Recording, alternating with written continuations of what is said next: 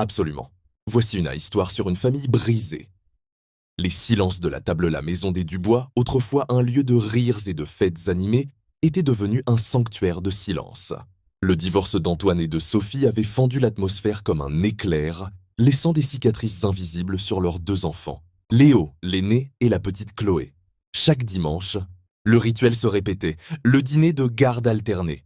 Un effort maladroit pour simuler la normalité. Antoine, désormais marié à son travail, cherchait à combler le vide par des cadeaux et des questions superficielles. Ton contrôle de maths, Léo? Super, tu as aimé le nouveau jeu vidéo? Léo, 16 ans, répondait par des monosyllabes. Il ne voyait dans son père qu'un étranger qui avait détruit son enfance, et il avait érigé un mur d'acier autour de son cœur, exprimant sa peine par une colère muette.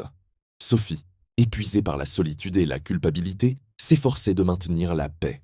Ses yeux ne cessaient de fixer Léo, cherchant désespérément un signe de l'affection perdue. Mais c'était Chloé, 8 ans, la plus touchée. Elle ne comprenait pas pourquoi les anniversaires n'étaient plus célébrés ensemble, ni pourquoi ses parents se parlaient avec une politesse glaciale. La table à manger était son lieu de torture, où la tension coupait l'air plus sûrement qu'un couteau. Un dimanche soir, alors que Léo tapait rageusement sur son téléphone et qu'Antoine parlait de la météo, Chloé laissa tomber sa fourchette. Au lieu de la ramasser, elle se leva et plaça 2 chaises vides, l'une à côté de l'autre, au bout de la table. « C'est pour qui ?» demanda Antoine, surpris. Chloé ne regarda aucun d'eux. Sa voix, habituellement cristalline, était un murmure chargé de larmes. « C'est pour papa d'avant et maman d'avant. Pour quand on était heureux.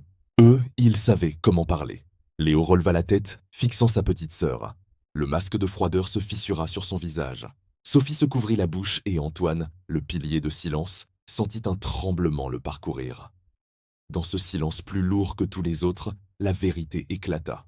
La famille n'était pas brisée par le divorce, mais par la manière dont chacun avait cessé de se battre pour l'amour. Les chaises vides symbolisaient non pas la perte de leurs parents, mais la perte de la connexion entre eux. Ce soir-là, le dîner ne se termina pas. Antoine posa sa fourchette. Sophie pleura ouvertement. Léo, pour la première fois en 2 ans, prit la main tremblante de sa petite sœur.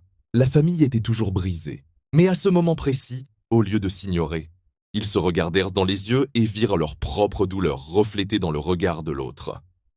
Ils n'ont pas retrouvé le papa d'avant, ni la maman d'avant, mais ils ont commencé à construire une nouvelle famille, faite non de perfection, mais d'une douloureuse et honnête présence.